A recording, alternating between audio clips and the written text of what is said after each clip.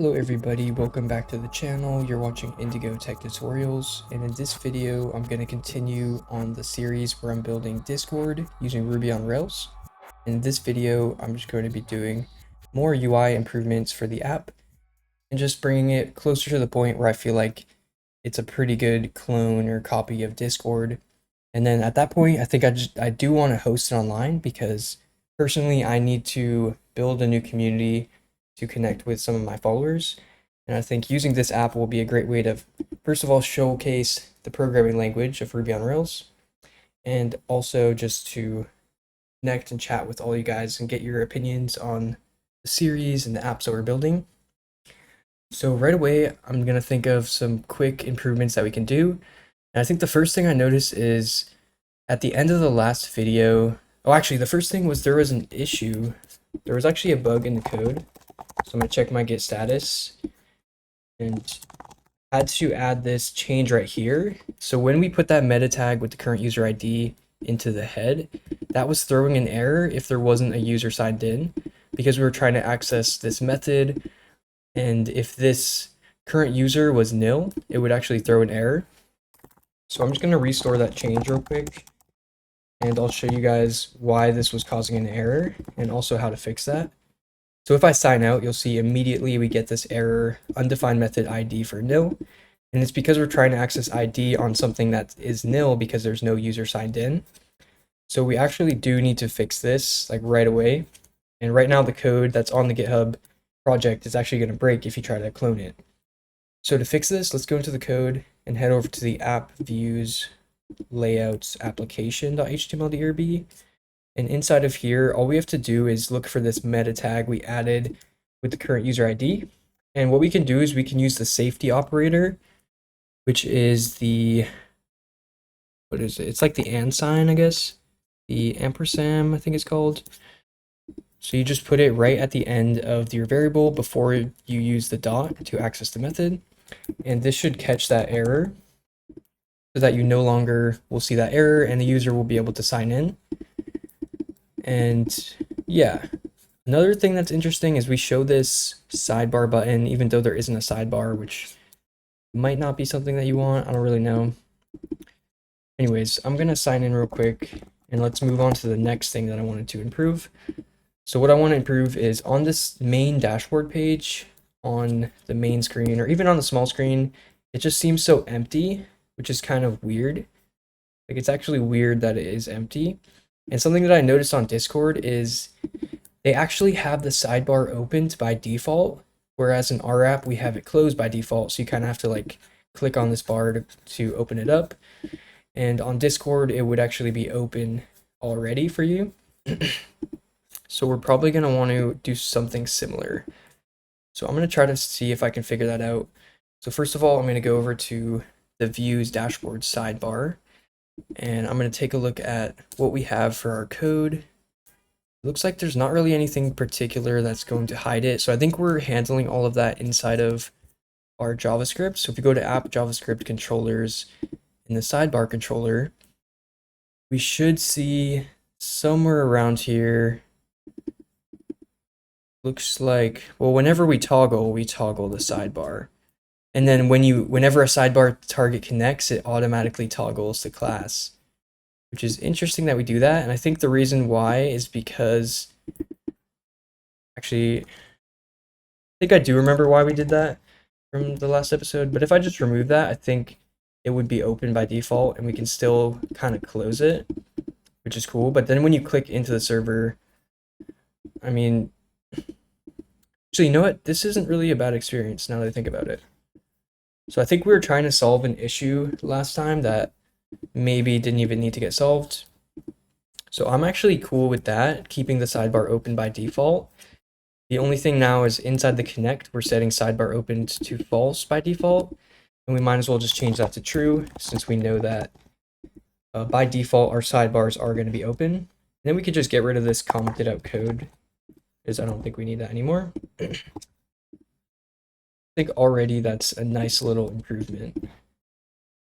So as soon as you open up the website or the app, you can at least see what's going on the sidebar. And then if you do want to close it, you can always do that too. But I think this is a pretty good experience. So I can go into the room. Oh, okay. Now we get an issue though. So it looks like for some reason when I got to this page, the left sidebar gets hidden, but the channel, like the channels bar is still there. That's pretty weird. Pretty weird. So why would that happen? We click here, we go to Chill Lounge. For whatever reason, this bar is not there.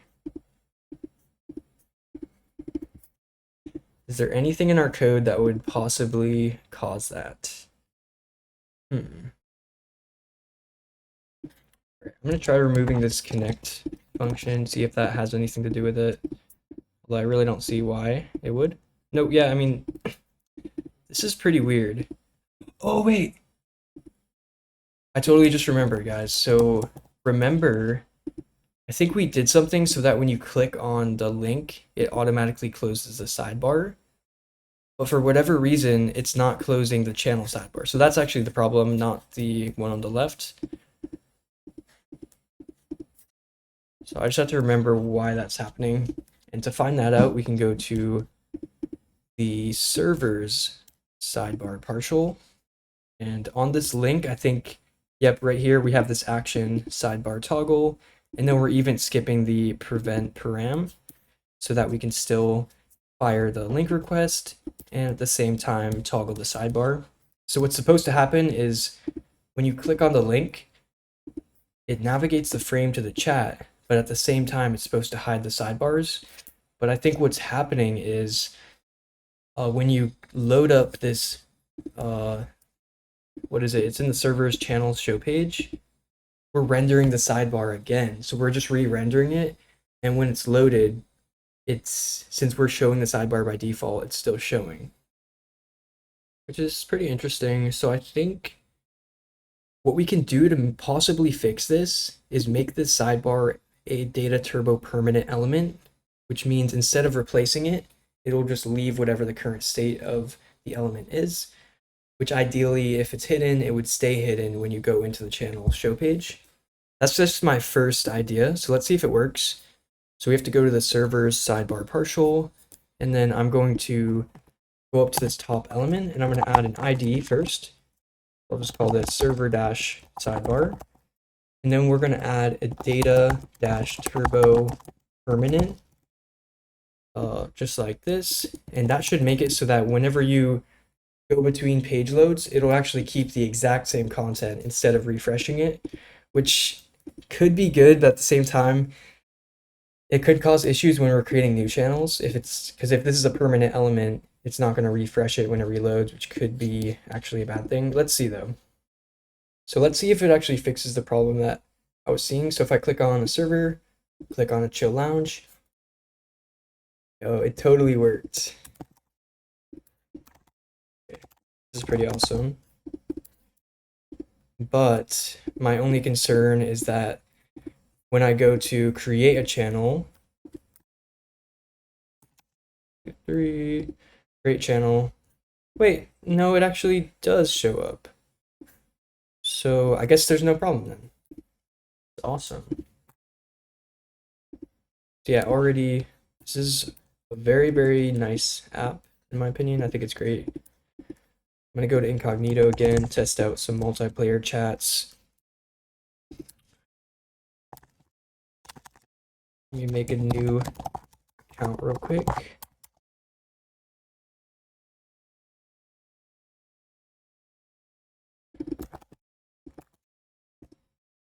Boom, we got a new account. And right away you see like the sidebars open, which is kind of cool. And if I want to join this server, I need to have the user go and create an invite link, share it with me, and then boom, I can join the server just like that. So this is already such a good application. And we can chat in real time, just like that. So as far as the other improvements, one thing that I definitely wanted to handle is taking this, the right-hand side of the navbar and cleaning this up probably into a little drop down, because right now we just have all this content like sitting out and it's going to take up more space than we really need to. Another thing we probably want to add is user avatars. I think that's a great way to personalize the experience on the app. If you can put your own picture, even if like you want to put your face as, your account, people would be able to know that it's you right away. Yeah, everybody likes to be able to personalize their websites, if we're being real. So let's see if we can add that. I'll probably just start by moving this content into a dropdown, and then we can move on to adding the user avatars. All right, so I'm going to start by moving this content into the dropdown. So to do that, let's head over to the views, layouts, navbar partial. And then all of our content is just showing right here in this check. So if there's a current user, we're going to render these two items.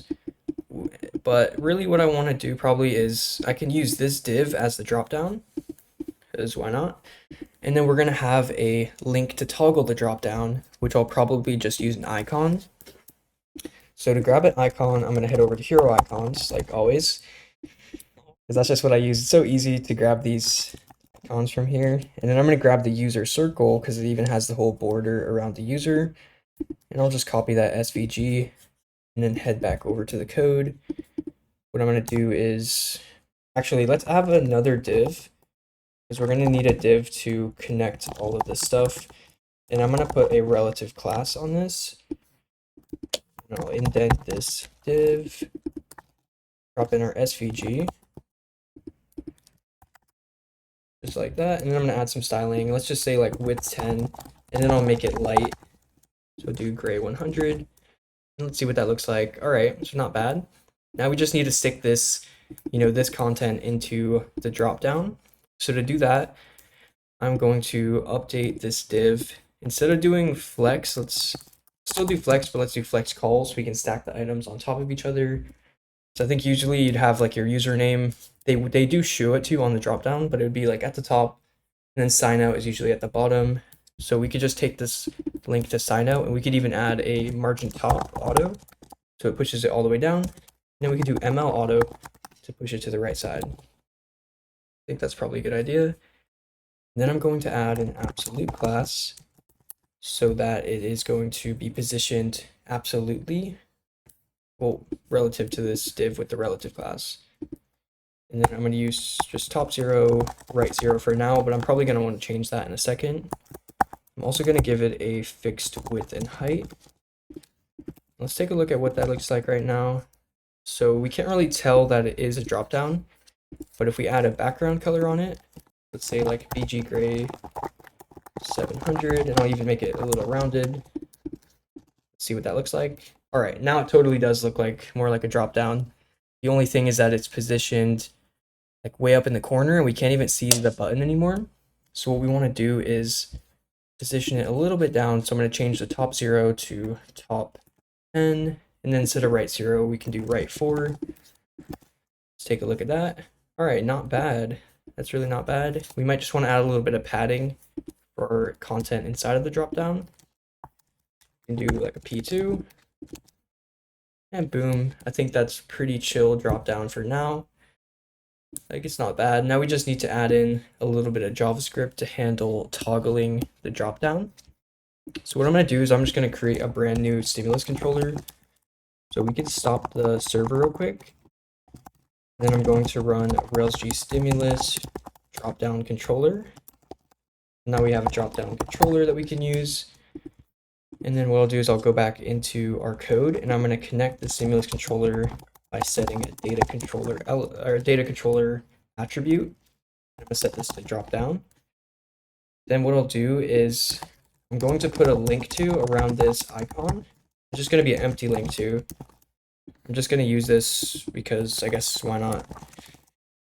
And then what we're going to do is we're going to add a data action. And I'm going to set this to dropdown toggle.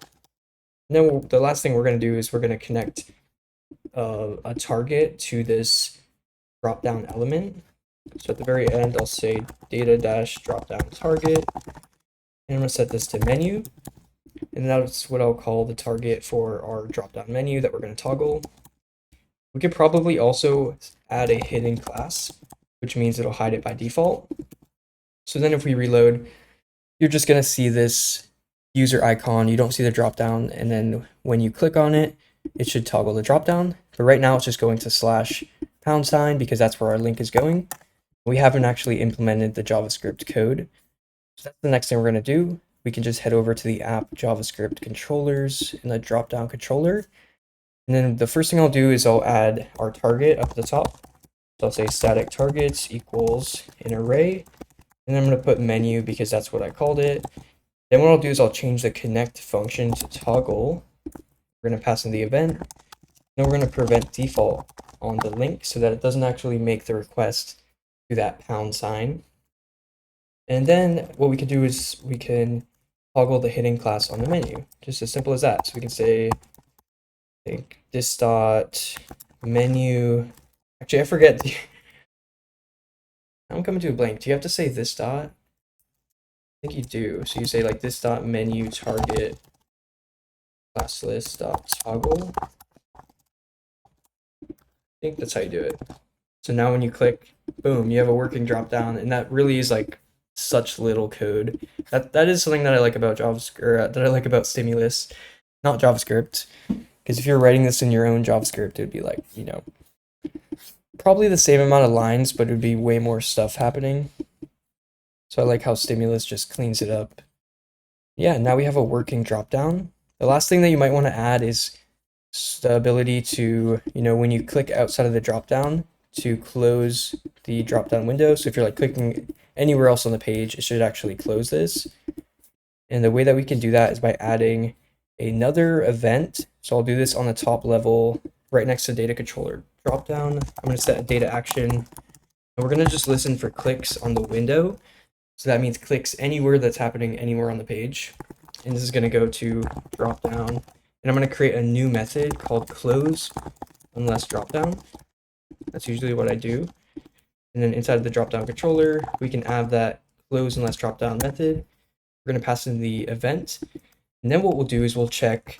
So if this dot element contains the event target, which means did you click inside of the drop-down menu? And that also includes this whole controller. So that means did you click on the link or did you click on anywhere in the menu? And we actually want to check if you didn't. So if you clicked anywhere outside, so we could just use the exclamation mark to say like not. So if not, this is true, then what we're going to do is we're going to basically just add the hidden class.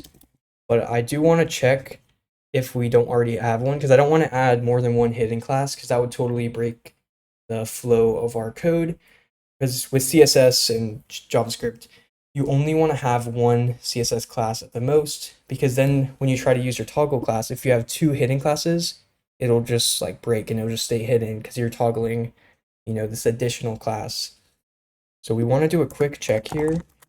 We'll check if this menu target class list contains hidden. And we actually, again, we want to check if it doesn't contain hidden, then we add hidden, just like that. And that should handle that functionality. So if we have the dropdown open and then you click anywhere else, boom, it does close it. So that's pretty nice. That's already pretty good improvement in my opinion. Now, one thing I want to do is looking at this icon, I feel like it could be slightly bigger, but also it's fine. Maybe I'll go to the navbar and maybe I'll increase it to like 14. Reload. All right, yeah, that's actually a lot more bold. I like that. And then what we could do is, actually, I think that's good. I was gonna add padding, but I mean, it's kind of okay now that it's larger. And yeah, I think it's pretty clean. Like, I'm pretty happy with the state of this app, although I'm sure there's a bunch of things we could do. I'm gonna try to think of some new features right now. All right, so actually the next feature I'm gonna add, which like I said, was to add the avatar. That's one big thing that we could do. So instead of just seeing this user icon, if you wanted to have a custom avatar, we could have that show up. And also it'd be a good time to add in the settings so that a user can like edit their account if they need to. And with Devise, we already have a whole settings page set up. We just don't have a link to it yet. But if you went to the browser and went to the URL localhost 3000 / users / edit, I think you'll notice that there's totally this user edit page right here. So we have all this stuff already here, but we just didn't have a link to it. So that's the next thing I'm going to do. And also one thing I'm noticing is this dropdown seems very, very small now that I look at it. So let's just do this quick tweak. And what we're going to do is we're going to go to the views layouts navbar, and I'm going to head over to our dropdown code. First of all, I'm going to increase the width. So let's do width 64 and then height 80. It's going to be a lot larger. Actually, height 80 might be way too much. But at the same time, this isn't really bad. But it might just be like too much space. And then what I'll do is I'll just have a link to go to account settings. And I'll put this right underneath the username. So let's just add this link. So I'm going to do a link to, and then for the text, let's just say account settings, or you could say edit account, something. And this is going to go to edit user registration path. And I'm going to add a little bit of styling just to make the text larger and lighter. Let's see how that looks. So right off the bat, I mean, it's not bad. It's also not great. I'm probably going to do, oh, right, because we're doing this item center. Let's get rid of item center. We don't really need that anymore. And instead, we can just center. I think the only reason why we did item center was for this username. So instead, we could just go to this span and say text center. Like that. All right, that's not bad. And then as far as account settings, I mean, it's not bad, but also we can make this more obvious.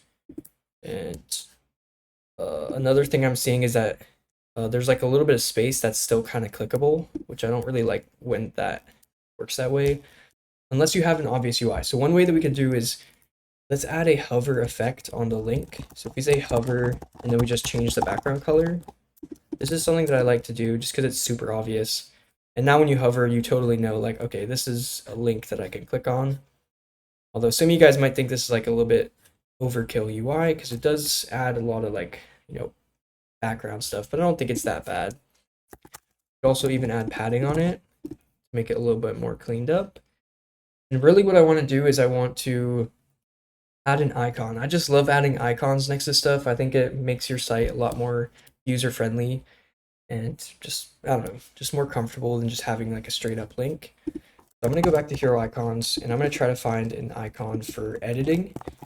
So usually that might be like a wrench. I think that's a good UI for, settings. And what I'll do is I'm going to change this link to. So instead of just putting the text right here in the link to, I'm going to add a block. So we can say do, have an end. And then inside of the block, we'll put our icon first. And then I'm just going to add a span. And inside of here, we can say like account settings. I'm also going to take the styling for the text stuff out of the link. And I'm going to stick it onto the span. And then for icon, we can do whatever styling we want to do here. So I'm going to say like width 8. I'm also going to make it lighter. Let's see how that looks. So if you go back, okay, so we do get the wrench icon, but now our text is kind of stacked on top of each other and the icons on top. And I really want them to be side by side. So what we have to do is on our link to, I'm going to add a flex class. Let's do item center gap 4. Now that should space them out pretty nice. Yeah, I think that looks good, although we could even reduce the gap a little bit. Let's do gap 2. Boom, I think that's pretty clean now. So now that we're inside of the user's edit screen, what I wanted to do is have a option to change the avatar. So I'm going to add an avatar to the user. So to do that, I'm going to start off by going over to the models. So let's go to app models, and I'll go to the user.rb. And I'm going to add the association for an avatar. I'm going to say has one attached avatar. That's really all you need. That's as simple as it is. And then what we do is, oh, right, we have to go back to the app controller's application controller. And if you remember, we had to configure the additional parameters for devise. You kind of have to do the same thing for avatar. So we could even say like sign up and account update. Why not? Although maybe, no, let's not do it on sign up just because the forms are technically different. So if we wanted to support it on sign up later, we could. But I think for right now, just going to the update page to set your avatar is pretty fine. I think that's even how Discord does it.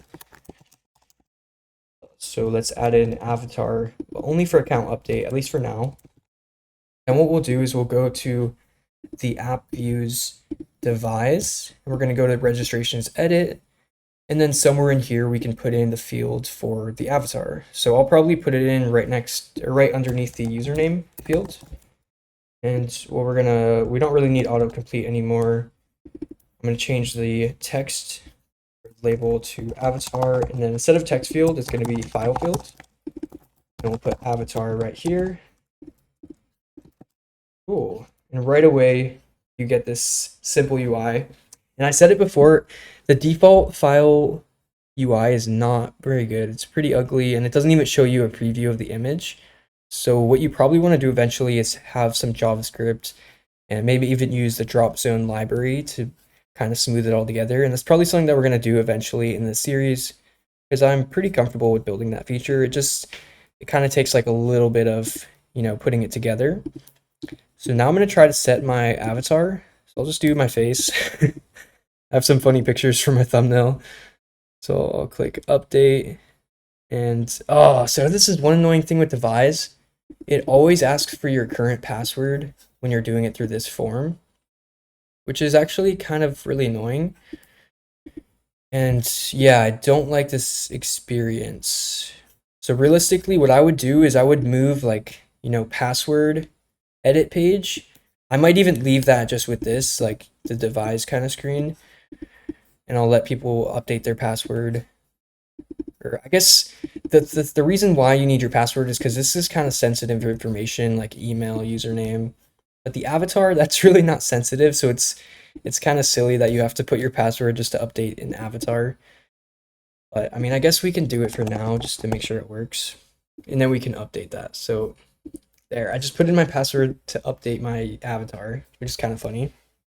Now I want to test if the avatar got saved and everything. So to test that out, I'm going to go back into our code and head over to the views layouts navbar. And right here inside of our link to where we're showing this whole icon thing, what I'll do is I'm going to check first if current user avatar.attached. So if they do have an avatar, then I'm going to render in the avatar. Otherwise, we can use this default icon. So in the case that there is an avatar, we're going to do an image tag for the current user.avatar. And then I'm going to set some styling on this. So I'll set class equal to, but I want it to be like the same size as the other one. So since we had width 14, I'm going to do width 14, height 14, object cover, and then I'm going to do rounded full, which means it will be a full circle and there won't be any image overflowing that. Yeah, let's test it out. So if I reload, weirdly enough, I mean, I think it looks like we do have the avatar, but it's not displaying for whatever reason. It might even be the file type that I used. Let me see. Let me inspect on this. So there is the path. So I think we do have it, but for whatever reason, it just doesn't like this image. It is like an HEIC, which is this file format that Apple does. Possibly doesn't work that well with it. I don't even know. That's weird. Let's try to put another avatar. So let me just go to Unsplash and get a cool picture. Get like a random picture and see if this works. And again, we have to put our password, which is kind of funny. But, oh, check that out. We get an avatar.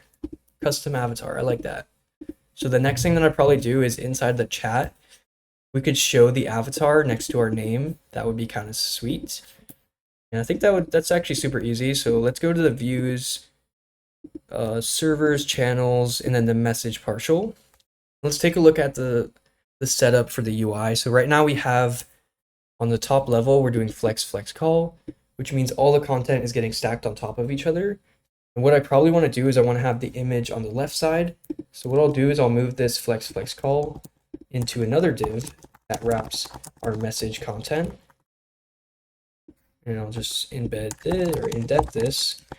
And then what we'll do is on this top level, I'm going to set flex, and then we can even do a gap if we want, like gap 2.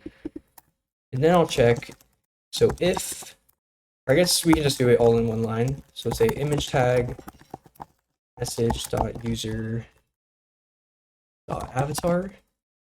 And we could do that if message user.avatar.attached. And then we can even add some styling here. If we want to just do like similar styling, let's do width 10, height 10, object cover full. See what that looks like. So if I go back into the chat room, boom, now we got the icon inside of our chat, which is pretty awesome right away. I like that. So let's see what it looks like. Oh, one thing I noticed is on mobile, for whatever reason, it gets kind of squished, which is funny. Oh, now it's not squished. So there might have just been some slight bug. I don't know. Now let's see if the image works over the WebSockets, because sometimes there can be an issue when you're sending the messages with the image loading up. So I want to check if that works. So I'm going to send a message from this side, say yo. Oh, check that out. So for whatever reason, on my screen it shows up properly, but on the left side, the guy who's getting it in real time, the image breaks. And if we inspect that image, you'll notice that it has the wrong URL. So you can see the image source is set to example.org instead of, localhost.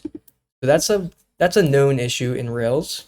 It's not really an issue. I think we're actually setting that somewhere. I think if we go to config initialize, or no, environments development.rb, or actually we might even be able to search for this. If I just search for example.org, no, somewhere around here.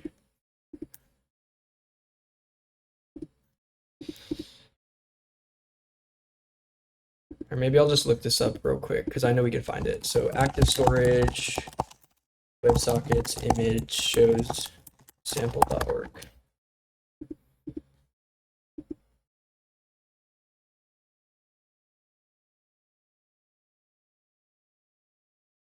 Come on, I know that there's right here. I think this is the one. Active storage uses example.org. So how do we do it?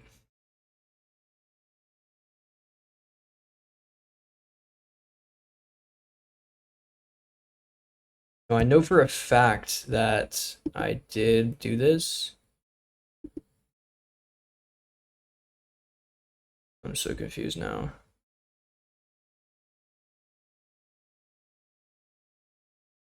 Oh, look, he added it here. So I think that's probably what we want to do. So what we'll do is we'll go to config environments development, and we can just drop this in to configure the default URL options. The host will be localhost 3000, and protocol, we're not going to use HTTPS for local. We're just going to use HTTP. And I think that should fix it. Let's see. Hopefully it doesn't break anything. So what I'll do is I'll go back into this chat, and I'm going to try to send a message. Say, hey, in real time. And nope.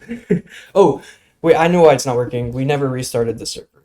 So whenever you update something in like config or initializers, you have to refresh the server for that stuff to get applied. So we're just going to want to turn off the server and, restart it. And then we can test it accurately.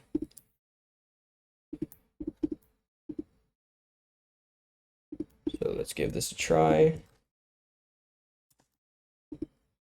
Then hello world, and boom, just like that, we're getting the image and it's working. It's broadcasting in real time. If we inspect, you'll see that the source is correct. So probably when we go to production, the only thing to remember is that we'll have to set whatever our URL is. We'll go to the environments production and put that one in. But for right now, just in development, we got that fixed. So that's pretty awesome. Yeah, it's cool. We can now successfully chat with each other.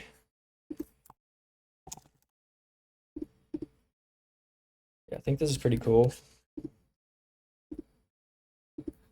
I'm trying to think like what else could we add, but already it's just such a good app. I don't know. I'm sure there's some things like there's kind of the weird thing is we have all these empty screens. They're almost like, what does Discord do? I think they probably put stuff here, but for some reason I just kind of left it empty. So we have like the dashboard page is empty. When you go to the server page, it's also kind of empty. But then when you go to the channel, it's like a full chat, which that is totally what you'd expect. Oh, actually, one thing I noticed right away. Oh no, look at this. There is sort of like a weird glitch on mobile where the chat messages extend farther than the screen, and it even has this little scroll thing, which is not good. Like there's no reason for that because you'll see the text even is so small. That must be a little UI glitch. So I'm going to go back to the app views, servers, channels, and then the message partial. And what we want to do is, oh, right here, we have this min width. I think I didn't mean to do min width. I think I meant to do max width, actually. Max width large and then width full. Because that means, you know, with min width, it's saying it has to be, at the minimum, it has to be that wide. But with max width, you're saying at the most, it's going to be that wide, which is that's actually what I wanted. And you'll notice now on mobile, it looks way, way better. Oh, and that is actually one thing I noticed now is the scrolling. So right now when you load up a channel, you're going to load the whole history, which after a while, after you have like hundreds of messages, it would mean that like when you load that channel, it could take a long time to load. We probably want to implement something to fix that. Oh, another thing is that you can send a message without any content. That's a pretty easy one to fix. All we have to do is go to our server, or actually our channel show page. And on the form, we can add a required true to this text area. It means they're not going to be able to submit it without any content, or else the form will just tell them. So if we try again, see it says, please fill out this field, and it prevents them from submitting the form, which is kind of nice. And that's already built in with, you know, the HTML browser code. But then if we do put some content, it totally works.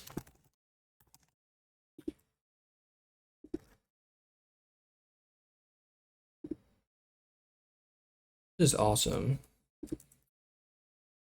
All right, so I think, yeah, that was pretty successful. Just a few UI tweaks, but I think it came out pretty good.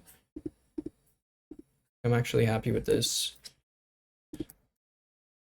All right, so I want to do something cool to end off this video, and I was thinking creating the iOS app would be a great way to end the video. And I know a lot of you guys want to see how to build iOS apps for your Ruby on Rails app, and it's super easy. But then I realized I don't even have Xcode installed, so that's something you need if you're going to build iOS apps. At least you're going to need a MacBook because you need to download Xcode, and that's the reason. So I'm going to download Xcode. But it looks like I'm not even signed in. So yeah, I'll do this and then we'll come back and continue building the iOS app. All right, so I finally got Xcode installed and I'm gonna try to see how easy is it to turn that app that we had into an iOS app. So it looks like I do have to do some initial setup here.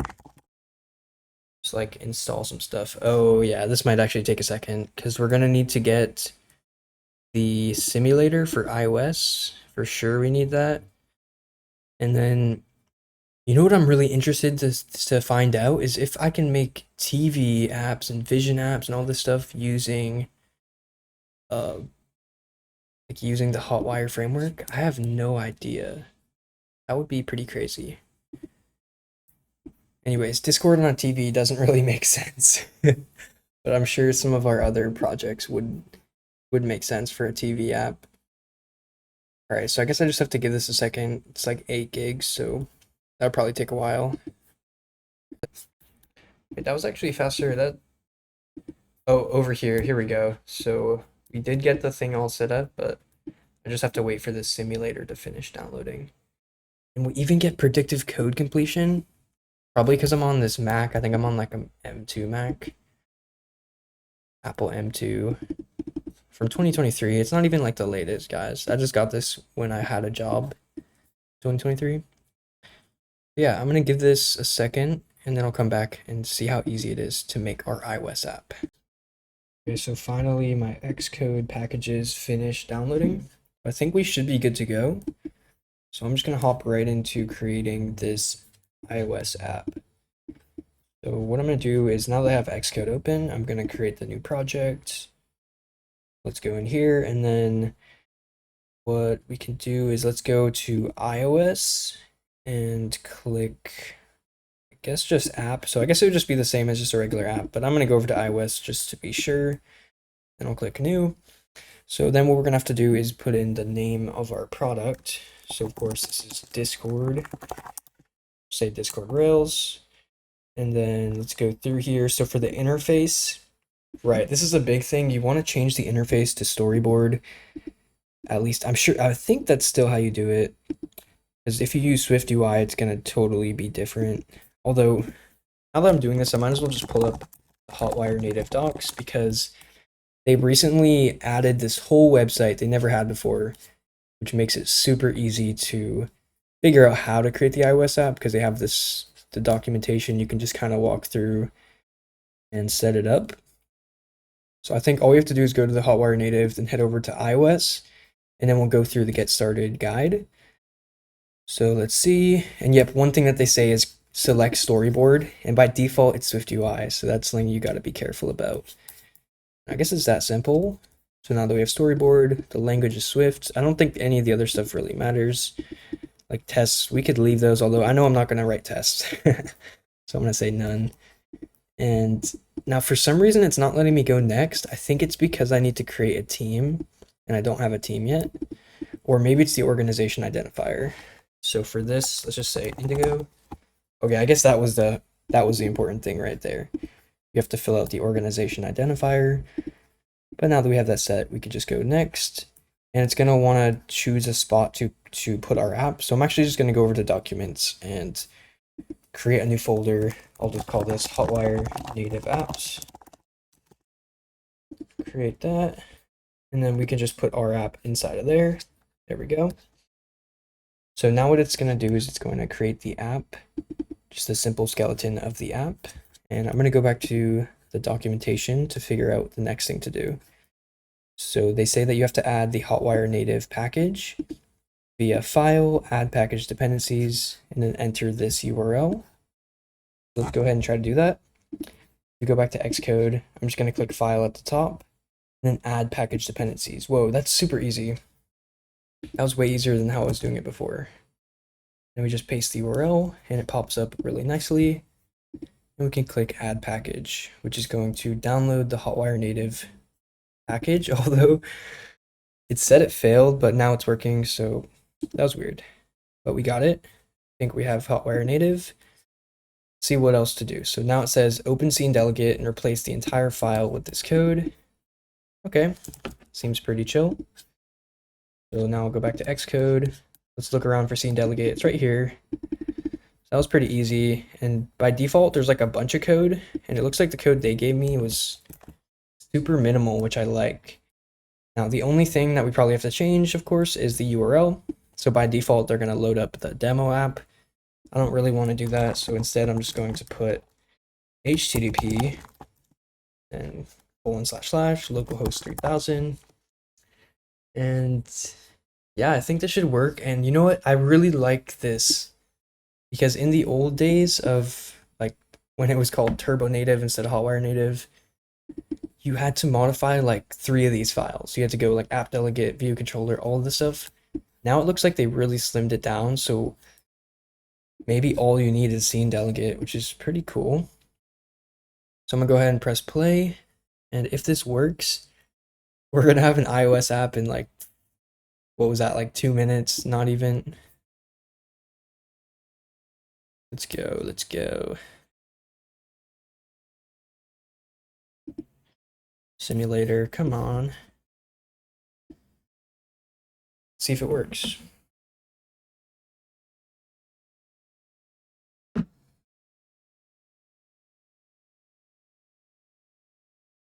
kind of slow. I think maybe it's just because it's the first time I'm opening this whole thing. Like, I've never opened the simulator before. Let's see. Should be a way to find the logs around here too, so I can actually debug it. Oh wait, there we go. Check it out. It's downloading the app. So I think it's working. And now it's going to launch the app.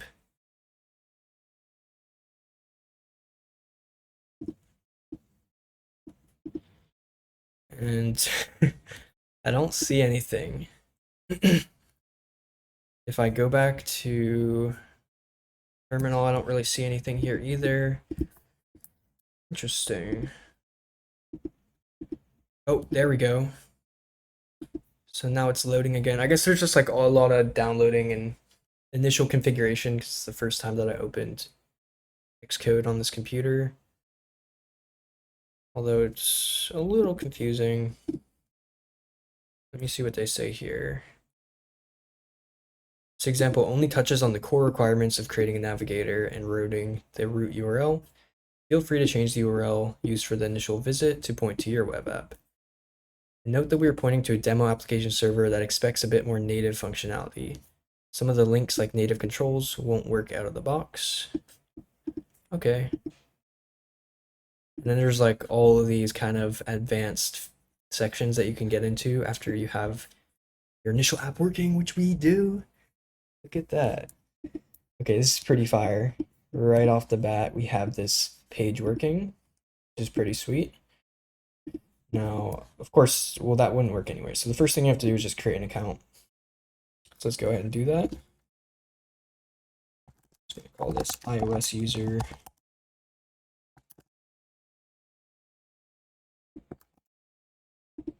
Sign up in here. All right, it's not bad, not bad.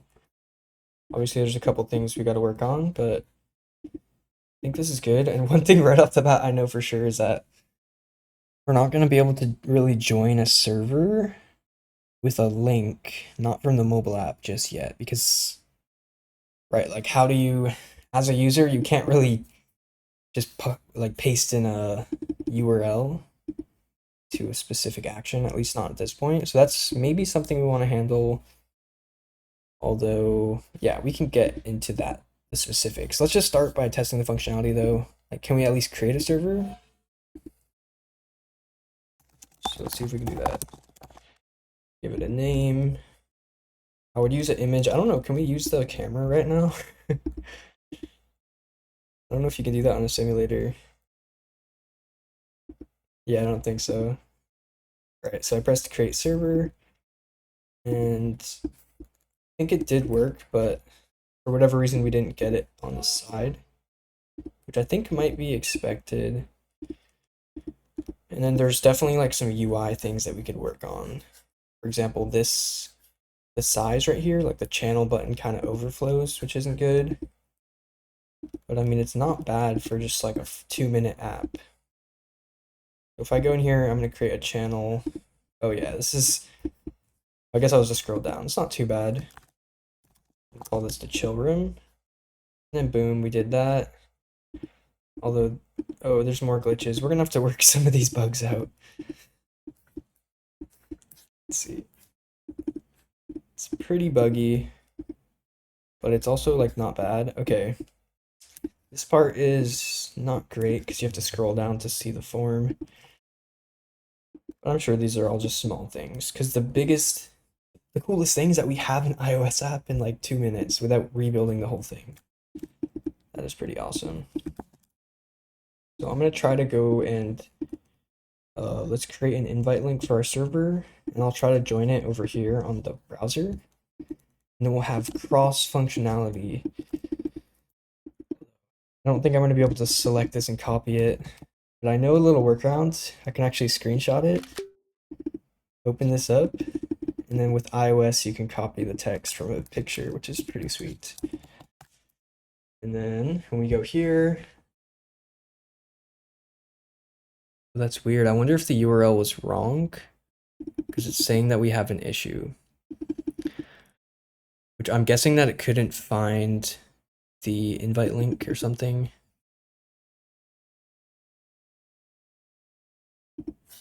Which we haven't handled that situation. Like, what if some guy just goes to the wrong URL for an invite link and we can't find it? We should probably handle that gracefully instead of throwing an error. So I'm going to do that real quick. Let's go back to our Ruby on Rails code, and I'll go over to the views invitations show page. And then basically right here, this whole div is like if you did get the invitation, or if there is a valid invitation, let's call it. So I can just wrap this in the if check. So if invite link, then we render this form to let someone join the server. Otherwise, we can just give them a little message that says like, sorry, we couldn't find thing, you know? I'm just gonna do a H1 for whatever reason.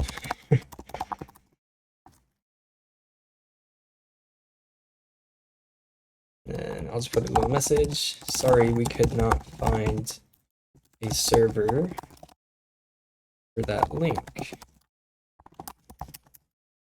You know, give them a nice graceful message so that they don't feel bad about it. If we reload, this is what they see. Although, whoa, we need to either change the background color or make the text darker. Let's just go text darker because it's easier. Now, this is kind of strange because, like, is this URL wrong?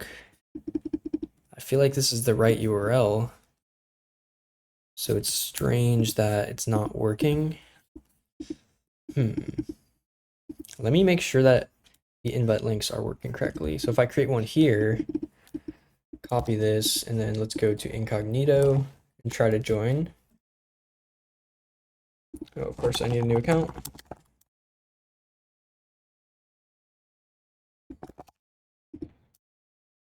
No, it does work. So for whatever reason, copying it from over here, there was some sort of issue. Maybe I'll try to do it again. Create invite link. And then let's screenshot. What kind of makes sense that there would be an error because this is a weird way of getting the link. Let's see. So does this link work? Hey, it does work. There we go. That's all I really need to test. So can we chat between our iOS app and our website in real time? That's the most important thing here. If I say, yo, check it out. This is insane.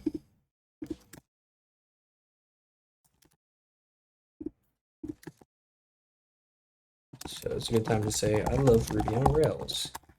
What other framework could you do this with? Maybe like React Native, but would you enjoy it? Probably not. I've been enjoying every second of building this app. It's just simple, HTML over the wire, no need for complex headache JavaScript. This is really smart. Real time between our web and mobile app. Yeah, this is amazing. Anyways, I think this is good for this video. I hope you guys enjoyed the third part to the series.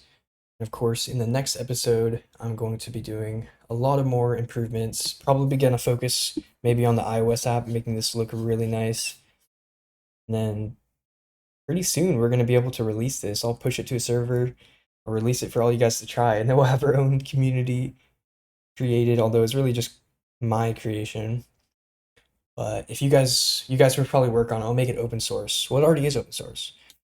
But yeah, anyways, hope you guys enjoyed. If you did, please like the video, subscribe, share it with your friends and family. Yeah, let's have fun together. Let's make these apps.